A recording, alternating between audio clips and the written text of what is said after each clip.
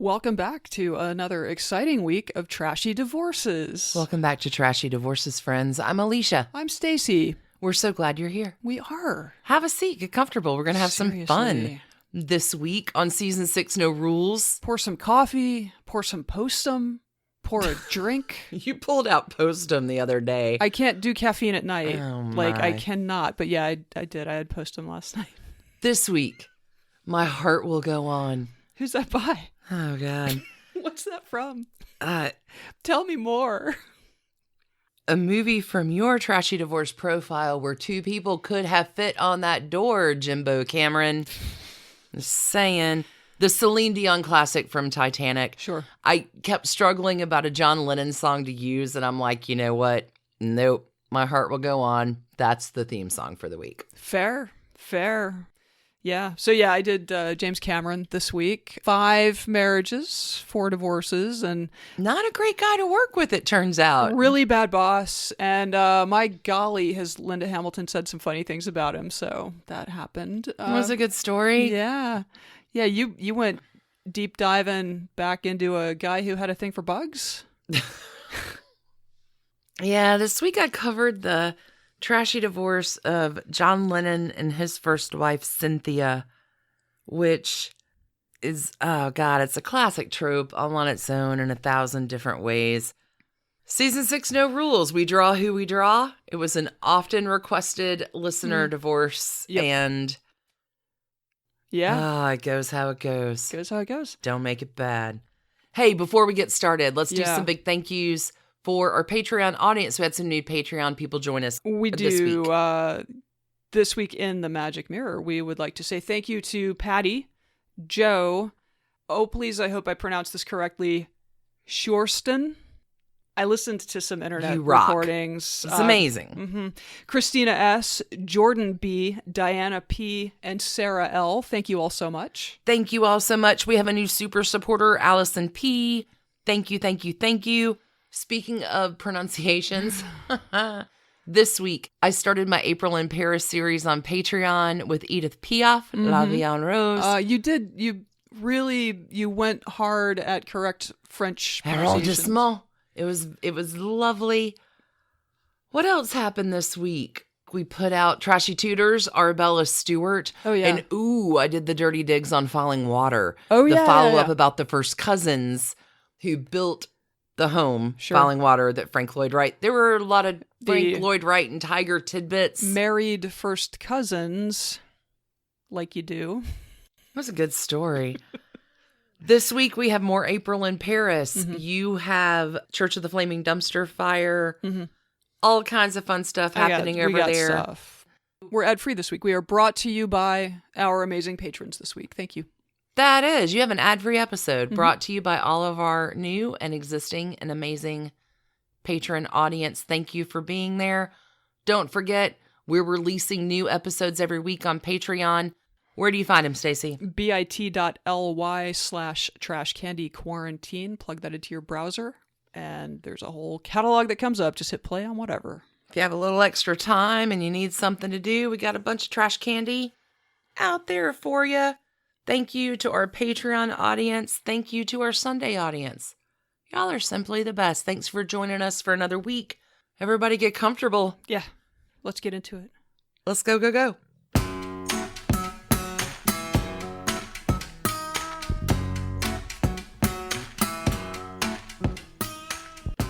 So, Stacie, today you're going to tell me the story of the maybe Trashy Divorces all-star. He's got a lot of them, but I will never forgive him for the directorial decision because both of them could have fit on that door in the sea, and I'm still mad about it. So you're already working from a stacked deck here, my yes, friend. I have the delightful and heartwarming tale of film director James Cameron. I cannot wait. He is, I think, a Trashy Divorces all-star. He's on his 5th marriage, although this one has lasted 20 years now. So that's good. Perhaps he's done. Perhaps. Perhaps 2 of them could have fit on that door. I have a few tales from that production, that film Titanic that you're talking about.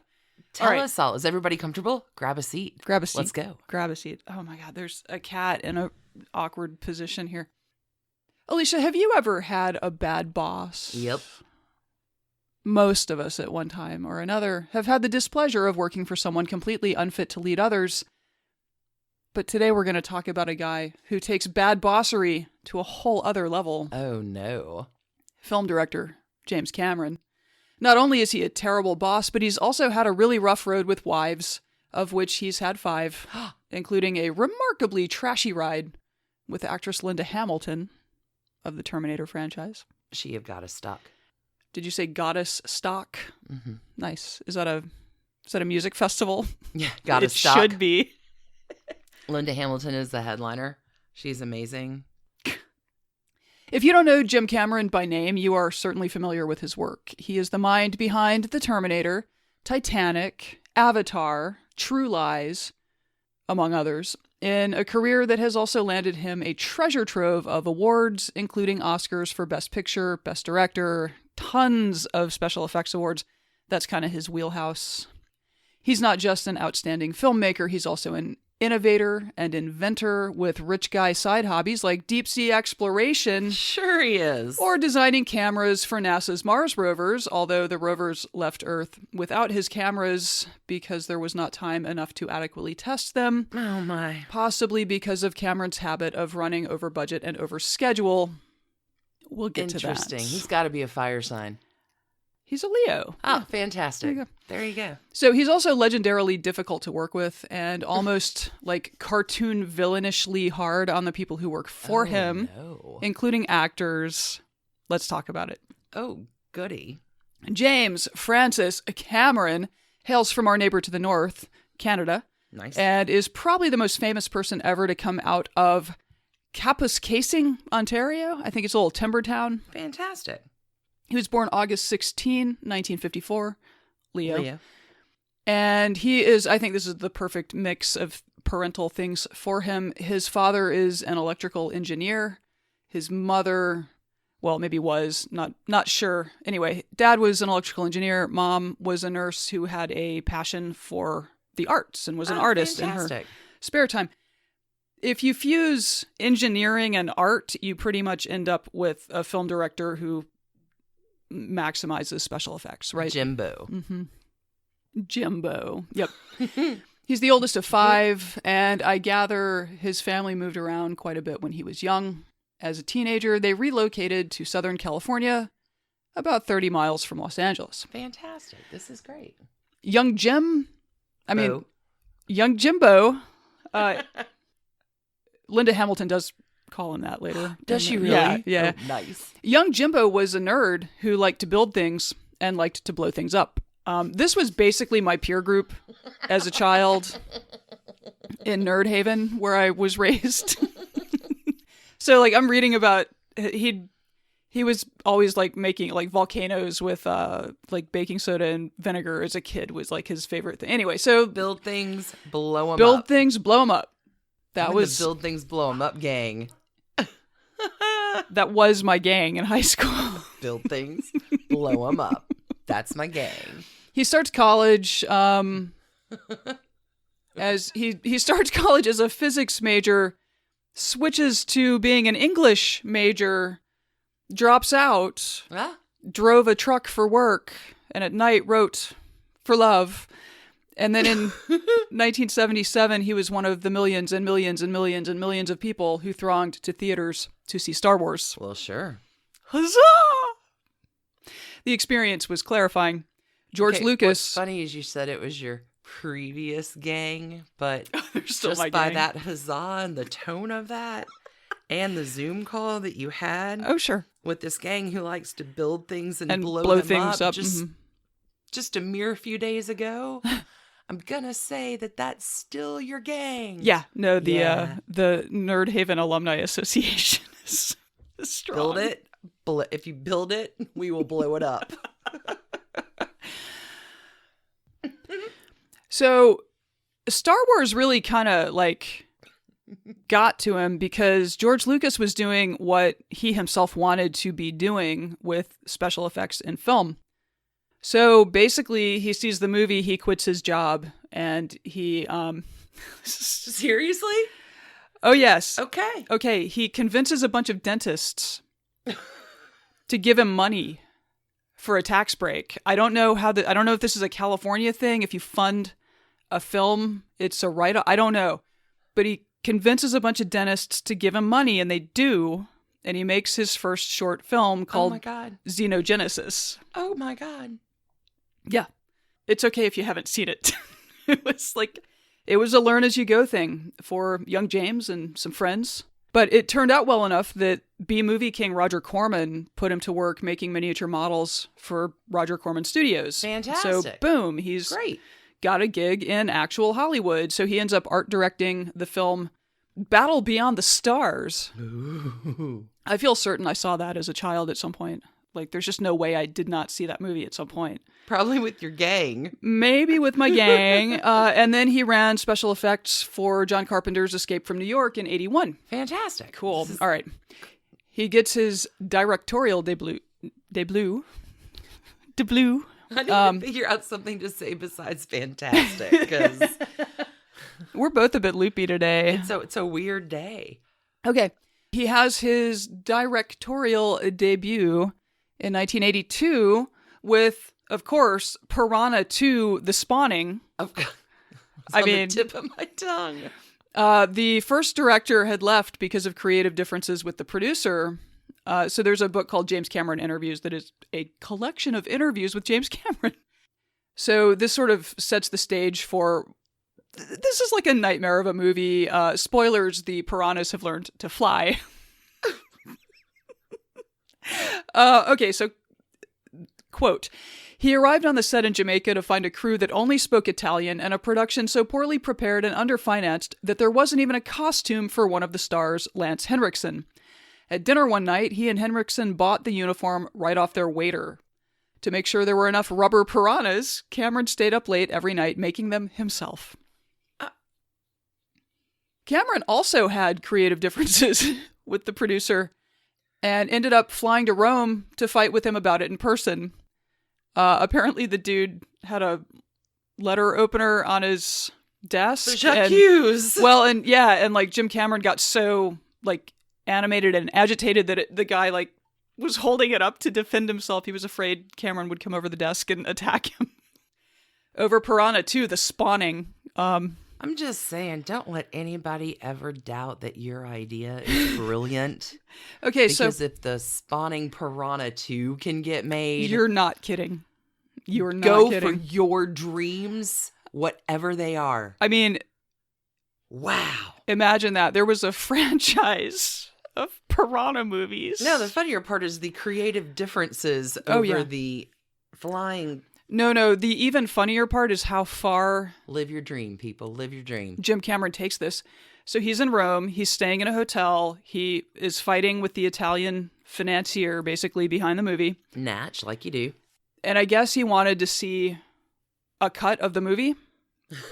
Because the producer, was cutting it differently than he would have. Cameron ends up breaking into the editorial studio... Not just once, but night after night, and recuts this, I'm assuming, dumpster fire of a movie. Do the people who come in the morning know that he's recut the last part? I don't think they do. So, this is... This is the best story I've ever heard. He got the flu while he was over there. He was also dead broke.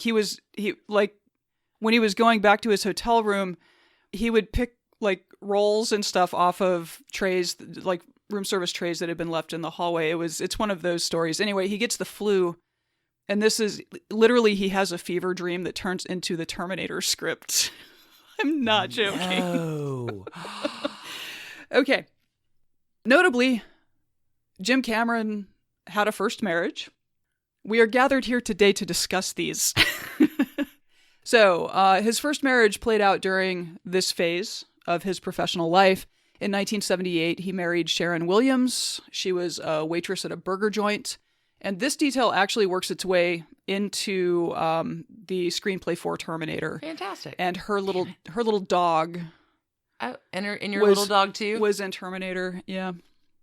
So after Piranhas 2 and this adventure in Rome, he gets to work trying to sell the script for the Terminator that he has written. But he's a nobody in Hollywood. I mean, despite the smashing success of Piranhas 2, The Spawning. I think when it was released, they actually retitled it Piranhas 2 Flying Killers, but I guess that gave away too much. Spoilers.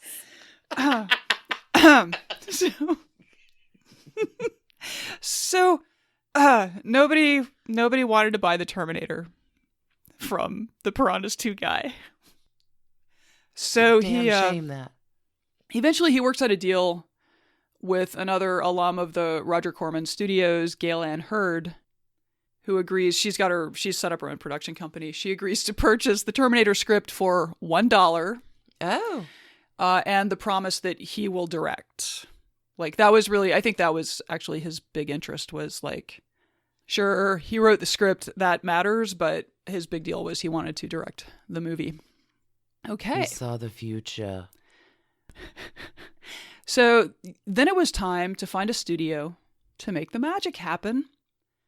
And this What was year is this? 1983, I think. There's plenty of drugs around. Okay, go ahead. Oh yeah, no doubt. Well, and like who doesn't want to finance a movie about a time-traveling cyborg assassin? Take my money. Here it is. So the experience of attempting to get a studio to make this movie looked a lot like doors being slammed in his face. And so after all the big studios had passed, he was able to convince Hemdale to take it on. Then there was casting. And so Michael Biehn, B-I-E-H-N, Michael Biehn, anyway. Let's cut that. Michael Biehn, he was in Aliens too. Anyway, you've got a good guy, you got a bad guy, Arnold, and they're duking it out over Linda Hamilton's Sarah Connor, who Arnold was sent back in time to kill because she would be the mother of the savior of humankind against the cyborgs. I mean, come on. This is actually a very easy concept to grasp. Build things, blow them up. The movie worked. It grossed $78 million in box office on a budget of $6.5 million. Oh, wow. Became an instant classic. And during delays, because Arnold was doing like the Conan movies or something, there was a bit of a delay before his schedule opened up. Jim Cameron is busily writing. The dude had 3 desks set up. On one desk, he's doing rewrites for The Terminator. On the second desk, he's writing Rambo First Blood Part 2. And on the third desk, he's writing Aliens. Fantastic. And so he would divide his workday into 3 sections. He would move from desk to desk throughout the day. He would change the music. Each screenplay got its own score in his his workflow. So yeah, we're going to say 1983 and 1984 was a pretty creatively solid period for James Cameron. With work that fast-paced and the sudden success of The Terminator, marriage number 1 went up in flames. He and Sharon divorced in 1984, and a year later, he married none other than Gail Ann Hurd, who had paid $1 for the Terminator script and let him direct. Wow. Okay. There's Jimbo. a pattern developing. Oh, oops. Here. I did it again. Okay, so with his new wife, with wife number 2, he made Aliens in 1986. And Sigourney Weaver is a huge fan of his work. Gotta stop. Understandably. Yeah, seriously. Sigourney Weaver's amazing. Yeah, Lance Henriksen is in that as well, I believe. As is Michael Biehn. I don't know if that's how his name is said. Biehn. We do the best we can. Let's all just be kind. Game over, man. Nuke it from space. It's the only way to be sure. Nuke it from orbit. Yeah, like... Stop. I didn't quite realize that James Cameron produced much of my childhood viewing, but he did, it turns out. Okay, in 1989, they made The Abyss together, after which they, too, divorced. He would later describe the dynamics of his romantic relationships as picking strong women who don't need him, so one day they realize they don't need him. I believe the fact that he moves on before the last one is over also contributes to the end of things, but Gail Ann Hurd, meanwhile, put it a little bit differently, explaining that when she did need him, he's the kind of guy who gives you a lot of space. Oh. I don't need to be needed that much. Yeah. Yeah. So, anyway, months after the divorce is finalized, he marries again. To who? Catherine Bigelow, film director. Okay. Made Point Break. I think That was a good movie. he produced a bunch of movies that anyway, but yeah, they worked together and thus did. He's a Fall in love where you work kind of guy. Yeah. Okay. What do they say? Dipping your pen in the company inkwell, something like that. Anyway, it happens. He gets his creative juices going, and then he falls in love with whatever woman is standing near him. I mean, the artistic fervor. It happens. I wouldn't know a thing about that looking across the table at you. All right, let's talk about Jim Cameron at work. Jimbo. Because it's awesome. So Arnold Schwarzenegger, who has obviously worked with him on a lot of films and was also raised by a tyrannical, abusive father, really got him. Arnold says, quote, "He's not the kind of guy who will try to say things in a diplomatic way. If you do something right, he'll say it was disastrous, but probably a human being could do no better. If he was dealing with machines, they could do better. So you walk away going, I guess he likes it." Oh. For The Abyss, he found an abandoned nuclear power plant. It was not finished yet. It wasn't that it had been a nuclear. Anyway, they didn't have to deal with nuclear waste in the process of this. He found an abandoned nuclear power plant and built the largest underwater set ever constructed. Each section weighed 40 tons. Whoa. They filled the containment units with 10 million gallons of water, and then they had to design, kind of on the fly, a filtration system to keep it clear for the duration of the shoot. They had this massive tarp manufactured, and like they had to crane it over the top of the containment units so that it would be adequately deep sea dark. His brother Mike is an aeronautical engineer and worked with him to invent a bunch of things that they needed for the shoot. So they came up with this diver propulsion vehicle for the cameras so that they wouldn't need like to build underwater dolly tracks and like have underwater cranes and stuff. Anyway, so that like apparently the brothers over the years have 5 patents for film like technical equipment that they've invented just to meet the needs for his sort of crazy film adventures. Fever dream imagination. Yes. That is incredible. Okay, so here is how interviewer John Richardson describes the making of The Abyss in the James Cameron Interviews book. Quote, "Filming underwater proved to be incredibly arduous. The water was so highly chlorinated that it burned skin and turned hair white. Even the mundane details were complicated. How does a script supervisor work underwater? By covering each page in plastic. How do you take a bathroom break underwater? By peeing right into your wetsuit." This apparently infuriated the actors. Nobody. Yeah, he was like, "You guys are wasting too much time going to the bathroom, so hop to." No. Did I tell you about the filtration system I designed? Anyway. I don't want to pee in my wetsuit. The actors were stretched to the breaking point. When the camera ran out of film in the middle of her death scene, Oh, no. Mary Elizabeth Mastrantonio stormed off the set screaming, "We are not animals!" Ed Harris tells in The Abyss's fascinating Laserdisc special edition of a day so hard he burst into tears on the drive home. Neither actor would return calls for this story, the writer notes.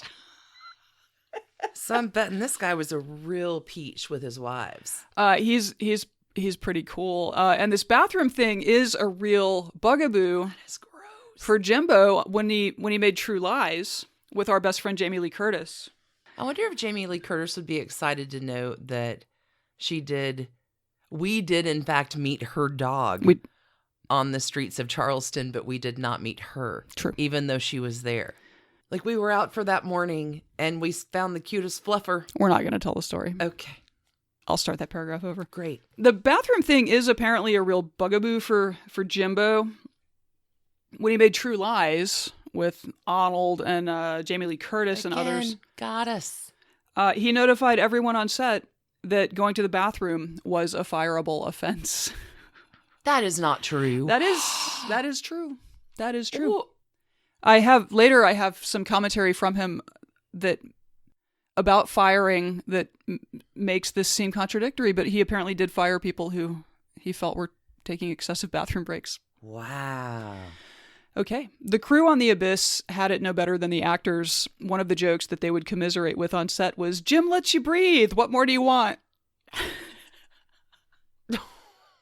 Here's how Andrew Gumbel at The Independent described the filming for Titanic. Quote, "When the production moved to Mexico and literally thousands of extras and stuntmen reenacted the sinking of the Titanic on a replica built to 90% scale, Cameron imposed a work regime that left everyone else reeling. After spending hours each day standing waist deep in chilly, dirty Pacific seawater, many cast members came down with colds, flu, or kidney infections.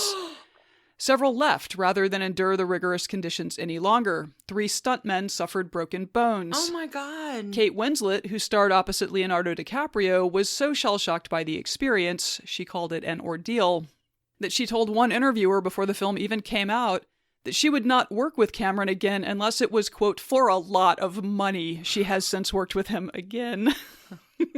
She came down with flu after enduring the cold water, almost drowned at one point. Oh my God. And suffered numerous other injuries. Quote, "I chipped a small bone in my elbow," she told the LA Times, "and at one point I had deep bruises all over my arms. I looked like a battered wife." Okay, so this is how she describes Cameron. "He's a nice guy, but the problem was that his vision for the film was as clear as it was. He has a temper like you wouldn't believe. As it was, the actors got off lightly. I think Jim knew he couldn't shout at us the way he did to his crew, because our performances would be no good." Whew.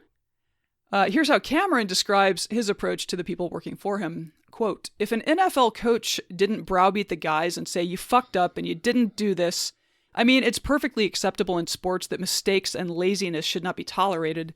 If you're working on a big movie, it must imply that you're the best. You presented yourself as a varsity athlete, so fucking be one." That's my philosophy.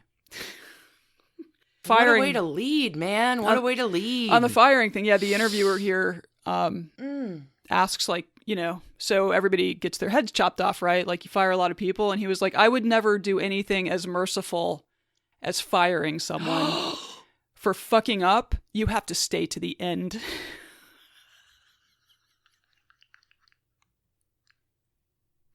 Yeah, he's a peach. The Abyss ended up over budget. Cameron shot at least 3 separate endings, and over schedule, another feature of Jim Cameron Productions. Studio execs grew increasingly frantic, and when it was released, reviews were mixed, but it made $90 million and won an Oscar for Best Visual Effects. When he made Terminator 2 afterward, he had not mellowed at all. The crew made up an unofficial t-shirt with the slogan, "Terminator 3, not with me." Another version read, "You can't scare me. I work for Jim Cameron." Oh. All right. So in 1989, Cameron's marriage to Gail Ann Hurd ended, and he immediately married fellow filmmaker Catherine Bigelow, a union which only lasted a couple years. And again, Jim Cameron wasted no time. Moving on. Oh. Meanwhile, the actress who had brought Sarah Connor to life was herself dealing with a divorce. Married to actor Bruce Abbott since 1982, in 1989, Linda Hamilton was pregnant with their son when Bruce left. Hamilton, born September 26, 1956, a Libra, was having professional success at the time, playing opposite Ron Perlman in Beauty and the Beast, a role that earned her Emmy and Golden Globe nominations. So during the first Terminator, her relationship with Jim Cameron had been prickly at best. She said that when the movie finished shooting, she thought, "Well, that man is on the side of the machines." I mean, I guess he still had bathroom breaks in the first Terminator, but not for the second one. Not for the second one, honey. All right, so You're when gonna he have to hold it or go in your wetsuit. Right, yeah. When Jeez. he came calling for T2, she was excited about how the character had evolved. So instead of like frightened victim Sarah Connor who doesn't know what the hell is happening, she was now fierce and empowered Sarah Connor, Badass, who was going to defend her child. Yeah. Fantastic. And also, she got shredded as hell for the role and has ever after had to live with what she describes as the single word Linda Hamilton arms. Yeah. Bless So, her heart. yeah. By the time T2 came out in 91, she was living with Jim. Of course she was. She, of course, was. They had a daughter together in 93. Okay. And in 1997, while he was filming Titanic, he left her Oh, my. for Someone working in Titanic? someone working on Titanic, for an actress in Titanic, Susie Amos. Oh. Then he came back. Oh, to Linda? Uh-huh. Linda Hamilton Arms? Mm-hmm. Linda Hamilton Arms. Welcomed him back. Yep. I guess she was doing Dante's Peak around that time. Okay. Anyway, yeah. Welcomes him back, and you know what they decide to do? You know what's going to fix their marriage? Get I'm married. sorry. You know what's going to fix their relationship? Have a baby or get married. They've They're- already had a baby, so I guess it's get married. They got to get Okay. married. Yeah. For some reason, I have that in all caps. For some reason, they decide to get married. 8 months later, Oh. Jim Cameron goes back to Susie Amos, who, in fairness, has been his wife now for 20 years. So, Man, that is you know, awesome. Congratulations on wedded bliss, Jimbo. I will now present the section of my story that I call Things Linda Hamilton Has Said About Jim Cameron in Recent Years, Oh, goody. because she was in another Terminator in 2019. That All he right. did? He produced it. It was directed by Tim Miller. Interesting. But it was her first time reprising the role. She's done voiceover work for other Terminator sequels, but this was her first time back since T2, really. I am Sarah Connor. Continue. Yeah. Okay, so, quote, "The woman he can't get is always his dream girl. Oh. Work and women go hand in hand for Jimbo, and I should know." Oh, Jimbo. Of their marriage, she says, "It was terrible on every level. Oh. I wasn't ready. He wasn't ready. He was terribly insecure that I was going to ruin it for him somehow, which didn't even make sense. Since I'm an actress in my own right and had been in front of the camera, it was dreadful." Yikes. When they were fighting, Jim would move out. And Oh, apparently well, they sure. fought a lot. So Jim would move out, and then he would instruct his assistant to go to the house and pack up his home gym and take it to wherever he had moved to. And then when they got over the fight, he would move back in and make his assistant pack up his home gym and move it back.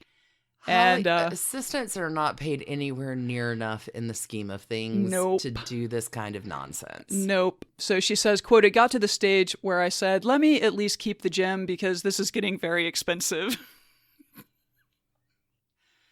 Okay. He used to say to me, "Anybody can be a father or a husband. There are only 5 people in the world who can do what I do, and I'm going for that." I have to say, that is not entirely unreasonable. Like, you can still be okay as a husband and father. But, I mean, if you are genuinely one of 5 people in the world who can do a thing that's super lucrative, I guess it's not terrible if that's where you put your focus. I mean, complicated, right? Because you're, like, clearly have failed on one side, but clearly have succeeded on the other. Interesting. Yeah. So of the end of their relationship, she says, "Titanic was the mistress he left me for. Oh. He was the kind of man who really would rather be at work with the mistress than at home with the wife. That was hard to come to terms with." When they divorced in 1999, Linda walked away with a $50 million settlement. Nice. That is not bad. Not Not surprisingly, she and Jim don't really talk that much. Their daughter now is an adult, and I guess there's just not a lot of need for it. When he wanted her to reprise the Sarah Connor character in 2019's Terminator Dark Fate, he had to leave 3 messages before she would return his calls, and in the third one, he mentioned that he was calling about work. Good for you. That was like the Linda magic word. She Hamilton. never would have called him back. Good for you, Linda Hamilton. Okay, so she has not married again, and since 2012 has been semi-retired and living happily in New Orleans. After filming Titanic, Jim took about a decade off from making big films. He did some TV stuff and documentaries, but mostly he did deep sea exploration and, like, just followed his hobbies. I mean, that's okay. Yeah, Titanic was the first billion-dollar grossing movie ever. Was it really? Mm-hmm. Wow. Until, well, maybe not until. It was the first billion-dollar grossing movie. Then in 2009, you might remember a little movie called Avatar, which not only really brought on the 3D, like creating movies to be watched in 3D, this actually pushed a lot of theaters to install that technology. He is a creative visionary. Yeah, well, it shattered Titanic's record. Did it really? It grossed $2.74 billion worldwide. Whoa. Mm-hmm. Almost $1 billion in U.S. and like in North America. Holy US and Canada. cats. Yeah, it spawned some kind of sprawling dream of tech-heavy sequels that are theoretically planned for release starting in 2021, maybe? But Cameron's had a bunch of projects that he would pitch and then say, but we can't actually make it right now because we don't have the technology to do it. So, like, I think Avatar even was like 10 years from idea to actually him feeling like, yeah, like they could technically do it. So, yeah, so we may have just a lifetime of Avatar sequels from James Cameron coming now, at as us. an artist, sometimes you start something or you have an idea and you're like, I don't know how to do that. So you go and do 78 other things. Definitely a visionary. Definitely a visionary. Maybe. And it not does. the greatest husband in the world. Yeah, but definitely a visionary. It seems like he maybe has done some growing up. Like, he and his wife are vegans now. They're very into like environmental causes. There are good things you can say about Jim Cameron beyond the fact that he makes really good movies. Like it makes people pee in their wetsuits. And makes people pee in their wetsuits. Adult humans. How many trash cans? As trash cans go for the Linda Hamilton, Jim Cameron nightmare fest of a delusional marriage and divorce, I'm giving it 50 million trash cans, the settlement. Sure. But made of that liquid metal that the T-1000 Terminator model that from T2 is. That was, like, that itself was a gigantic innovation in filmmaking. That was something that he couldn't have done, like, 10 years before. Build it, burn it down, blow it up, recreate it as something else. Yeah. So there. That is fantastic. That's I know listeners have asked for that one in the Facebook group. Hell of a trashy divorce right there. Well done. What a weird story. Like, most people are motivated by the idea that they want people to say nice things about them. This does not come up for Jim Cameron that often. Not Jimbo. All right, let's take a quick break. Sure. And we will be back with another complicated genius creative who may or may not be kind of a jerk. Trying to imagine who it might be. Ha.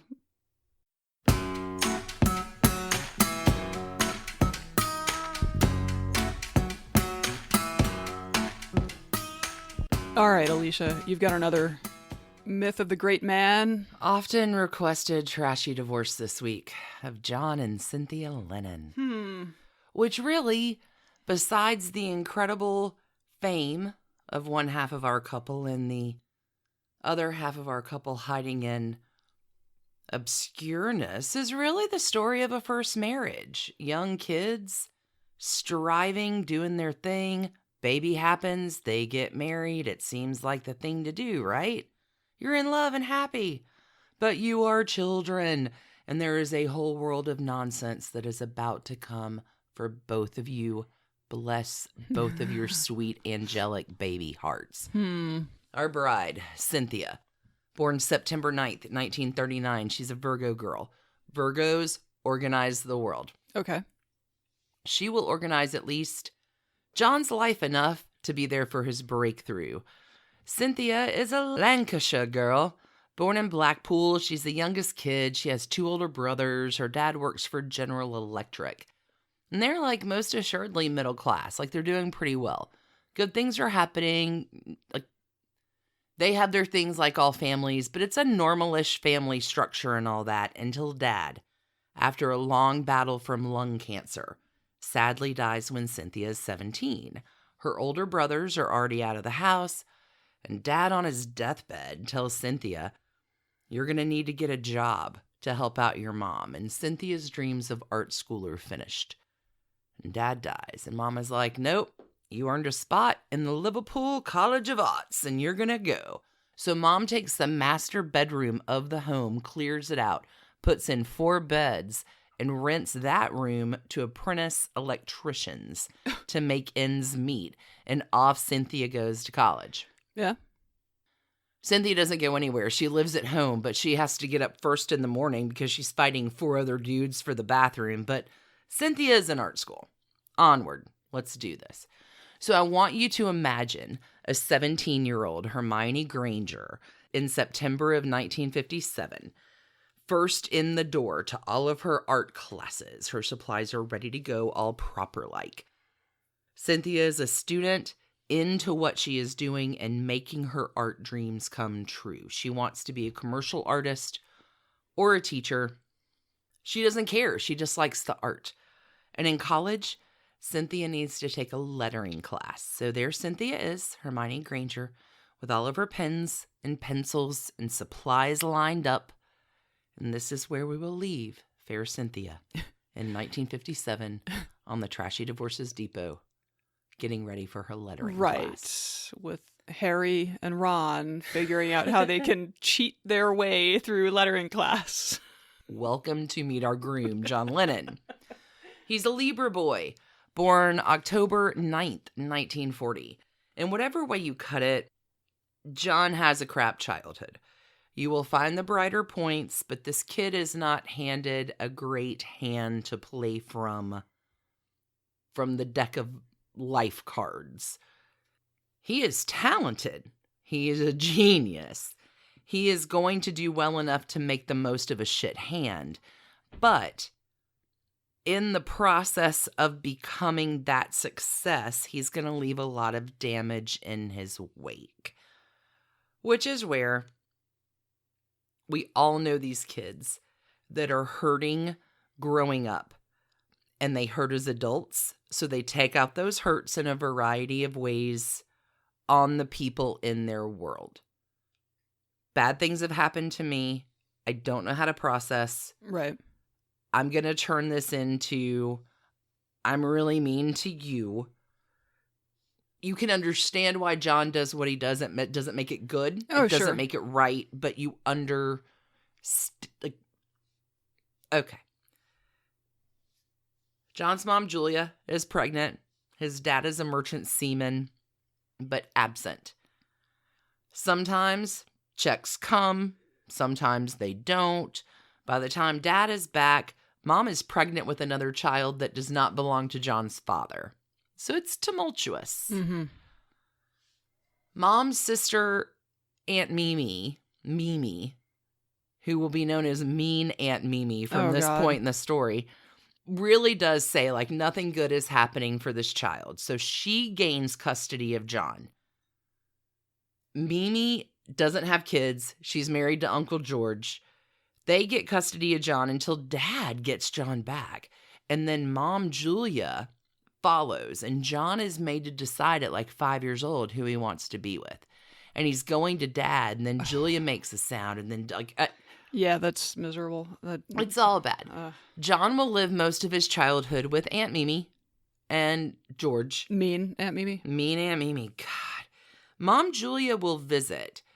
And probably Mimi and George are doing the best they can with a hurt kid to develop his talents, whatever they may be, because it's certainly not music. John, you need a proper job. There's never been a successful musician. You need to find something that isn't this to get into. But John really likes acting. He's actually offered a spot at like Royal Shakespeare Company, but he likes drawing a lot too.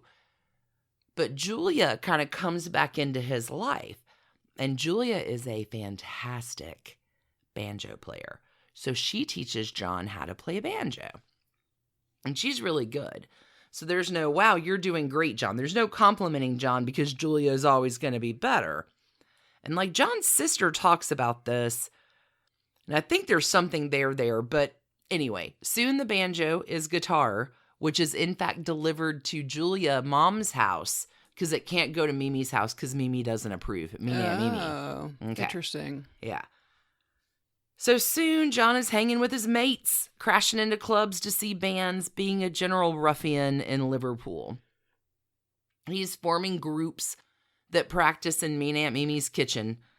But I'm sure Mean Aunt Mimi loved that. Well, Mean Aunt Mimi, like, it's such a challenge to put Mean Aunt Mimi in perspective because Mean Aunt Mimi is kind of mean. But I don't know what you do with a kid who maybe ADHD, like not concentrating on his things, has dealt with a shit ton of trauma and has no healthy processing for any of that. Yeah. Okay, even worse. As John is getting to know his mom again, Julia is killed by a car crossing the street in July of 1958. His mother is... His mother. Oh, my God. Mm-hmm. So both Cynthia and John will lose a parent at the age of 17. Oh, wow. Mm-hmm. So now you have John as a hurt kid who is doing some healing because he was getting to know his mom again, most assuredly hurting now in an entirely different way. John will fail all of his O-levels. Mean Aunt Mimi will go to see a man about a school and convinces the Liverpool Art School to let John in in the fall of that term. But John's group, the Quarrymen, have been playing all summer long. Like, it's all happening. But John will take a lettering class too that year. So let's bring our couple together. I'm going to take this from Cynthia's account because there's a great BBC interview with her in it when she releases her book. Because she writes about her perspective. Because she's been sent 1,000 books on the Beatles. And so she says that, you know what, I guess they're all factually right, but they're emotionally wrong. I've read so many of those books. And when I've read those books, I didn't know who that person is, and I'm reading about me. I thought it was about time I put my perspective down. Hopefully it will fit into the other words written about him. I take it in big chunks. I'm going to upset people because they have this preconceived idea. But this is the truth from mine and Julian's point of view. Like, the best you can do is put in the essence of the heart and soul. You can't put in every second of every day. If this is nothing else, it is my swan song to tell about this relationship. So Cynthia says, it happens really quickly. One minute we are students at the university, broke. Like, Cynthia's on a grant and like they're hungry and poor and talented. And it's the dream of every young artist couple. So Cynthia is sitting in that class, Virgo girl, with all of her proper supplies, and John barrels in with nothing and proceeds to nick her stuff all semester long. Harry. And she's quite proper, but John is kind of turning into a teddy boy by this time. It's like the look, the slicked shoes and the t-shirts and the... Okay. So both have lost their parents in the previous year, and Cynthia will say, because hindsight is everything, but I never understood him, but I began to like him. And one day, John comes into the empty classroom where Hermione is waiting for class. He comes in with a guitar and sings Ain't She Sweet? And she's like, that's the one for me. And John really has this thing for Brigitte Bardot. So Cynthia's going to dye her hair blonde. Okay, so there's a party at the end of term, and there's dancing, and they dance. Not dancing. Dancing. And that's it. He's besotted with her. She's besotted with him. The first Christmas card he sends her has like, I love you written 50,000 times. Like they're 18 and it's young love. So they share this creative thing, and he has his band, but he's an artist too, and he really likes to draw, but he's also a hurt kid. So his drawings and humor are mean and cruel. They're mean to gay people. They're mean to handicapped people. They're mean to everyone. And Cynthia, who is so nice, even after all of the crap that happens, will say like he just couldn't express himself. His humor was cruel. Nothing nice came out of his artistry at that time. He was mean-spirited. He could not express true emotion. And again, beauty of hindsight. She feels that she was never able to draw John out. She will go on to say that she cushioned a lot of blows for him, which was about the best that she could do. She could never get further into his psyche, and the real John does not reveal himself until his death. Because at this time, she says he just wanted to shock people. This is how Hurt Kid gets your attention. He's an exhibitionist, and as soon as you thought you had him figured out, he would do something to shock you again just to prove you didn't know him at all. Like, there's a kid I knew in high school that's so much like this. It was interesting to write this story because I kept thinking about that kid. So John's bandmates are everything. They're a unit. And one of those bandmates, Stuart Sutcliffe, will dance with Cynthia one night at a party, and John is kind of a jealous guy, and John is going to hit Cynthia. And she's been aware that he gets in fights with guys, but it's never crossed to violence against her until now, and they're done. Mm-hmm. For 3 months. Okay. Where John comes back with profuse apologies and his delicate ego and all the pain. And I mean, when you held up 3 fingers, I thought you were going to say 3 days, which No, does not 3 seem months. like enough time. Cynthia loves him. She takes him back. He's desperately sorry and he could not help himself. She says he didn't do it again. It was the first and last time he lifted a hand to her. But he really, really could not hold his booze. It made him behave badly, but he's so talented. Cynthia will say he was so flawed in his behavior, but he was a genius. He had such a disjointed, fractured childhood, and that Aunt Mimi was mean. All the women in his family were tough cookies. He was so complex. Even in those days, there was a huge chip on his shoulder, and he never knew how to rid himself of his demons. No 2 days were ever the same. What was it like living with him? She said, I was on a knife's edge. When he was good, he was very good. When he was bad, he was rotten. I think time does help Cynthia create a little bit of understanding in this, because she will go on to say his early life was so packed with trauma and extremes. And she says something I thought was just really good, because this is kind of how I feel. But if you take a child from 1 to 7, then you have the man you'll become. Like, that's the man you're going to be. Like, childhood is going to cook you in the patterns that you have. And Cynthia believes those crucial years in John's development will scar him for life. So things roll on merrily enough, like you do in Liverpool in the early 1960s, and it turns out John's band may be like, woo, becoming a real thing. Still the Quarrymen? No, I think they're Beatles by this point. July 1962, just as the Beatles are becoming a thing, what happens? Baby?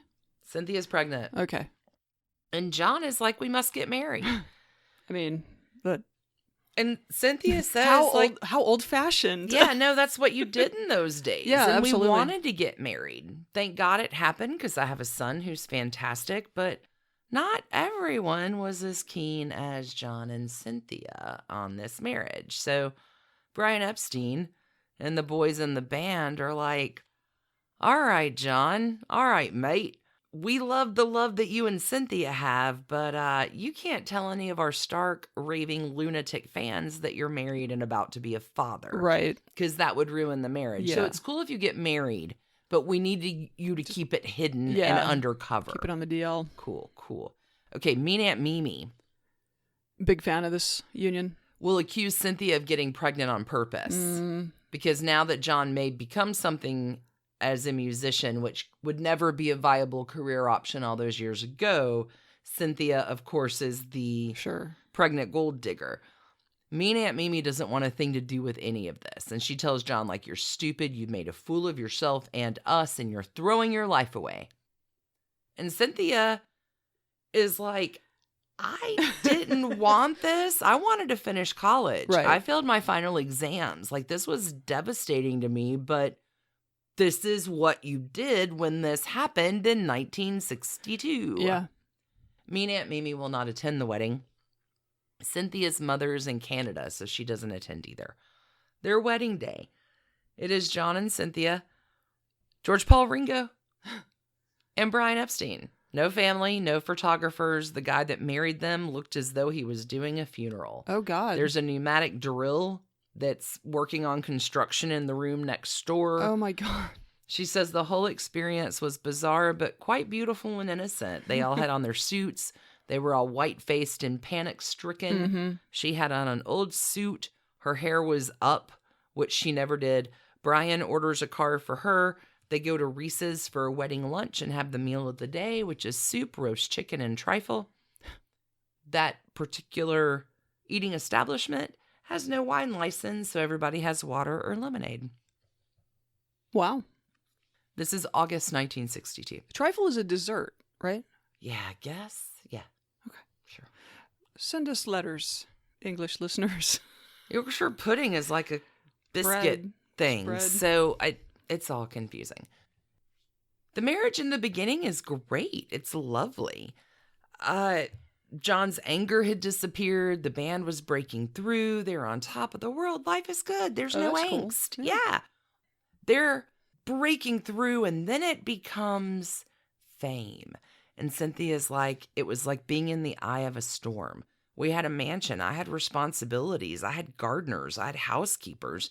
I was 23. What the fuck did I know? Yeah. My task was looking after Julian, the son who's born in April 1963, and running a home and doing fan mail and like taking care of the business of a home. When John was away, it was good. He was happy. He was making money. When he came home, he was happy to be off the road.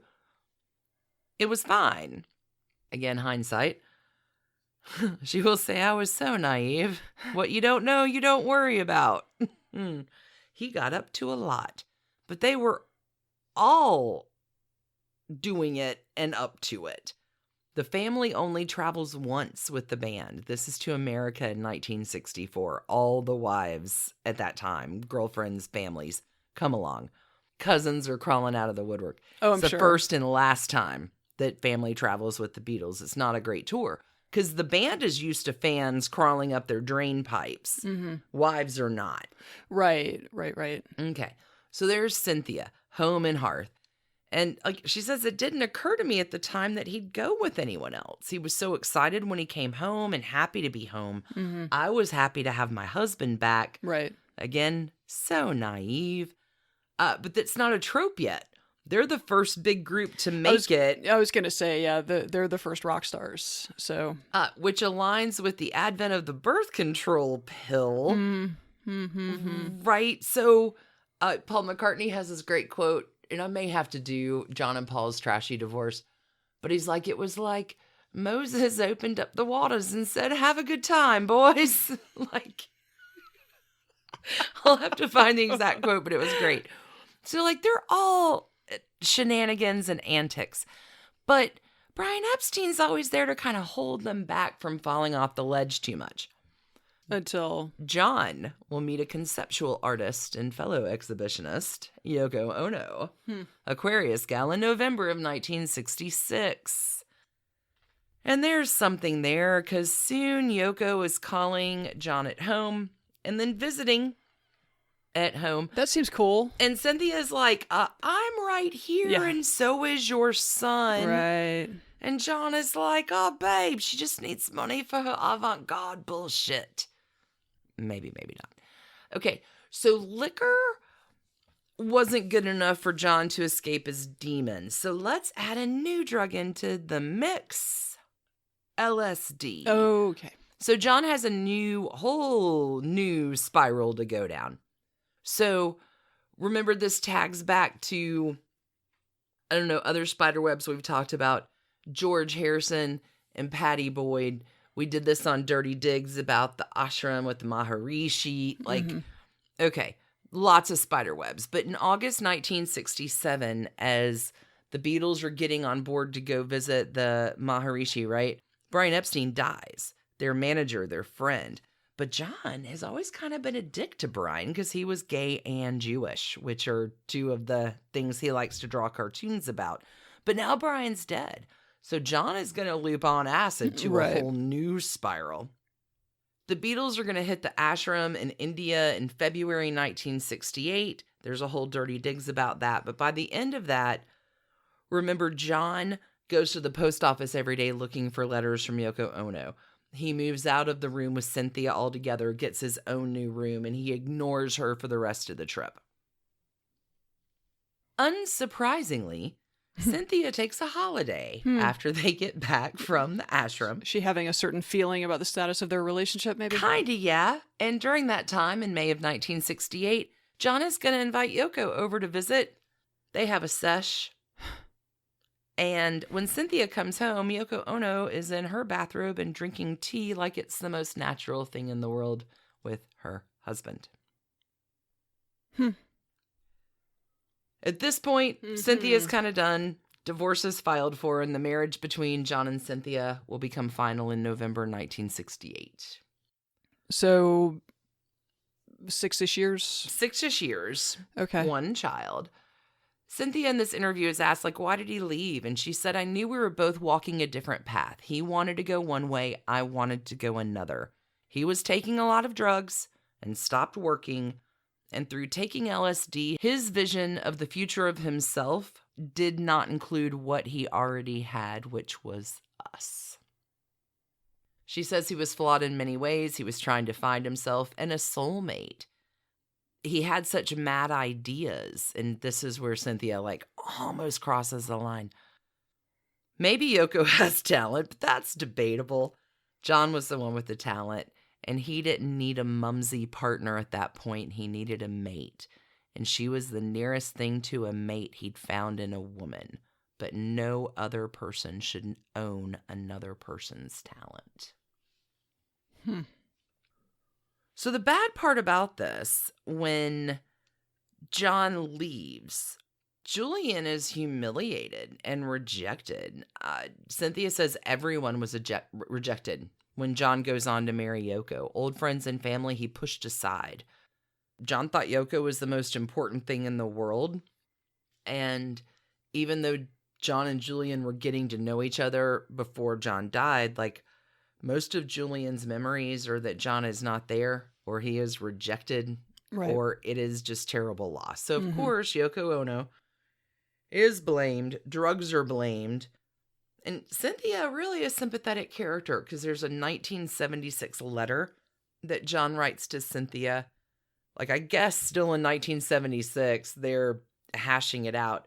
And John writes, as you and I well know, our marriage was over long before the advent of LSD or Yoko Ono. That's reality. Their divorce is settled out of court, with John agreeing to give Cynthia an initial lump sum, a small annual payment, and custody of Julian. As messy as their breakup was, it does give us one of the most classic Paul McCartney penned Beatles songs, Hey Jude. Hey Jude, which was written to help little Julian because it was originally Hey Jules to cope with his parents' separation. Okay, so all that's tragic. And John is going to remain on the outs with Cynthia and Julian for a long time. Like, very little contact, and when it does happen, it's all kind of very awkward turtle. So here's where we're going to leave Cynthia and Julian, 5 years old and 68.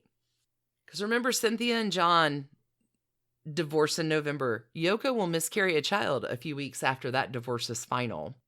John and Yoko will marry March 20th, 1969. And they're doing their thing, and Yoko is proving, whatever, muse, mother, lover, everything to John. And by 1970, the Beatles, right, they're the breakup of rock and roll. Right. And the world hates Yoko for breaking up the Beatles. I don't think that's the case. Yeah. You have John as a hurt boy doing hurtful things his whole life, and I think he puts Yoko in the center of that, but I think she's secondary to some other things going on. But between the ashram and the Beatles breakup, right, with Yoko, his heart's going to go on, and Cynthia's long gone, and he's not close to his kid, and Yoko is air and earth and moon and sun itself. Until John Lennon is going to go on this thing, which he calls the Lost Weekend, which is named for the famous 1945 film starring Ray Milland as an alcoholic writer struggling to overcome addiction and return to his creative process. In this lost weekend of John Lennon's. Yes. There's a breakup with Yoko, antics, shenanigans, and eventually a reunion with Yoko at the end of the lost weekend, which will take, you want to guess how long the lost weekend is? I'm guessing it's longer than a weekend. Maybe 18 months. 18 months. Wow. So from the summer of 1973 It's to like the baker's dozen of weekends. early 1975, John and Yoko were separated. It's 4 years into their marriage. John Lennon has found himself a new muse. Yikes. Mumsy assistant. Oh my God. It is in fact their assistant, a lady named May Pang.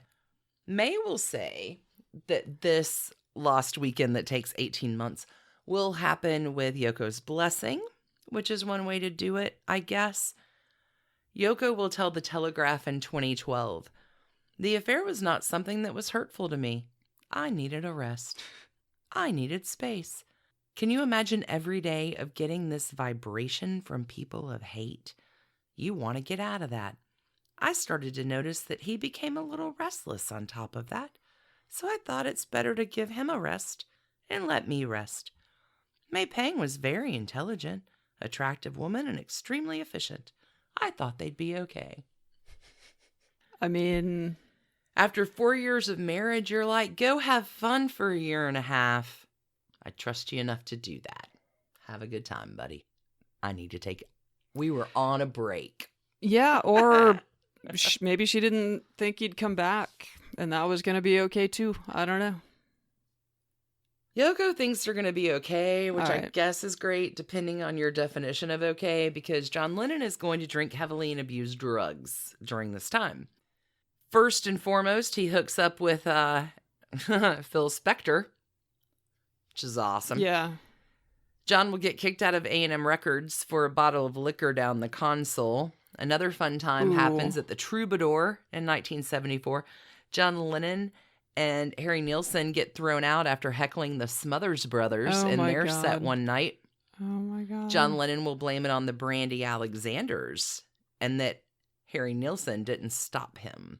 Because normally John He has really somebody is a there jerk, to isn't say, enough, John. Right. Enough. Stop. Productive enough time, though, for John. He'll complete 3 albums. He'll produce an album for Harry Nilsson and Ringo Starr, too. He'll even get together and jam with Paul McCartney one night. It is the only time that is known that they play together after the 1970 breakup to John's death in 1980. It even sparks discussion of a reunion between the two, Of course. and an upcoming trip to New Orleans planned in early 1975. May Pang says that John Lennon is excited about it. He keeps talking about it. Like, I can't wait to get back together with my buddy Paul. And then Yoko calls. Hey, John, I have something to end your nicotine addiction. Come back to the Dakota in New York. It's not heroin, is it? I don't think so. Let me give you this heroin. It'll help you quit smoking. So even though John and Yoko have been apart for the lost weekend that last 18 months, they've talked every day. John Lennon comes home, begs to return home, which is a twist, right? Like, I needed a break, and now you're begging me to come back. But May is out, Yoko's back in, and John and Yoko will have their son, Sean, born in October 1975. And to add insult to injury to Julian, I may misparaphrase this, but John will tell Julian, like, your brother was planned. He was conceived of love, and the child that we wanted, you were conceived of a whiskey bottle. It's What the hell so bad. was wrong with that guy? Mind games, man. So, mind games. This is what Yoko is going to tell Playboy in a joint interview in 1980 about their decision to reunite. She says, it slowly started to dawn on me that John was not the trouble at all. John was a fine person. It was society that had become too much. We laugh about it now, but we started dating again. I wanted to be sure. I'm thankful for John's intelligence, that he was intelligent enough to know that this was the only way that we could save our marriage, not because we didn't love each other, but because it was getting too much for me.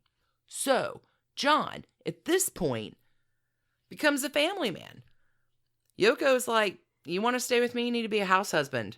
John doesn't work. He takes a 5-year hiatus from music and is a house husband. He feeds Sean every meal, takes a picture of him every day. Like, night and day difference. John is just starting to release music again in the fall of 1980. He and Yoko will release Double Fantasy in November of that year. And December 8th, 1980.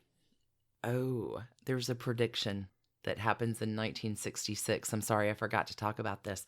Cynthia and John get a letter from a psychic saying that John is going to be killed by a gun in the United States.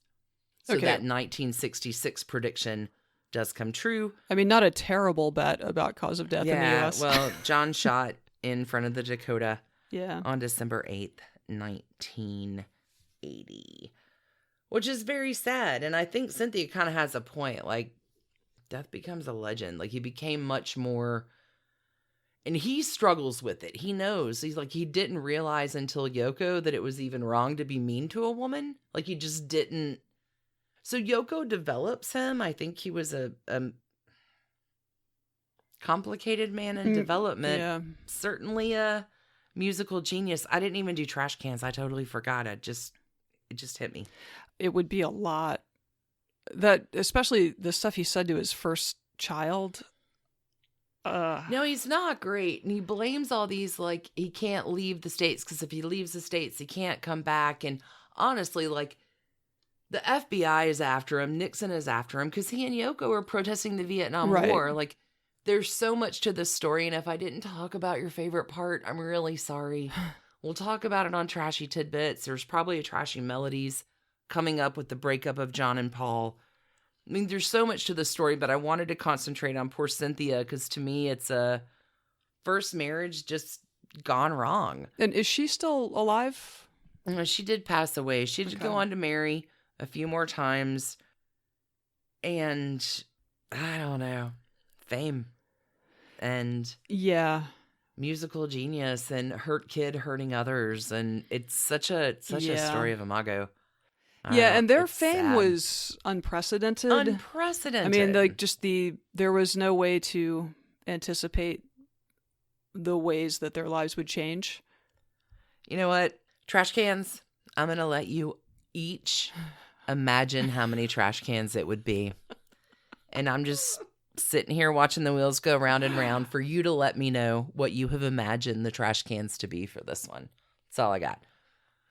That's the trashy divorce of John and Cynthia Lennon. It was complicated because you love John Lennon's music, but man, you know that kid, that hurt kid who hurts others, and you. Yeah. Well, that's all too bad. You tell me. I will let you imagine the amount of trash cans for that, and you let me know. Yeah, pretty much all parts of that are too bad. Hey, It's time to draw from our mugs. That's another time? Trashy Divorces episode. Be sure to tune in on Patreon, bit.ly/Trash Candy Quarantine. For all the free trash candy just laying there. Yeah, so that's bit.ly/Trash Candy Quarantine. Plug that into any browser. It will take you to the catalog of free stuff that we have pulled from behind the paywall to hopefully make this very strange experience we're all going through a little, I don't know, less taxing, less front of mind. Do you want to? It's free trash candy. If you need something to listen to, it can keep you occupied for a little while. And there's lots of different veins of threads you can pull. Yeah. Okay. In our season 6 continuing no rules, it's time to pull for next week. Right. And we're just going to give a hint. So we're not going to tell you the names that we draw. We're just going to give a hint. Correct. Okay, I go first next week, so I'll draw. Okay. Oh, this is the one. Ooh.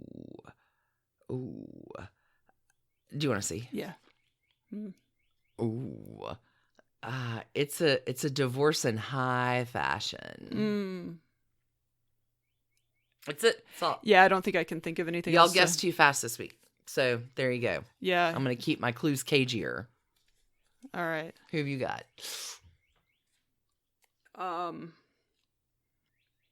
Someone who can drive us home.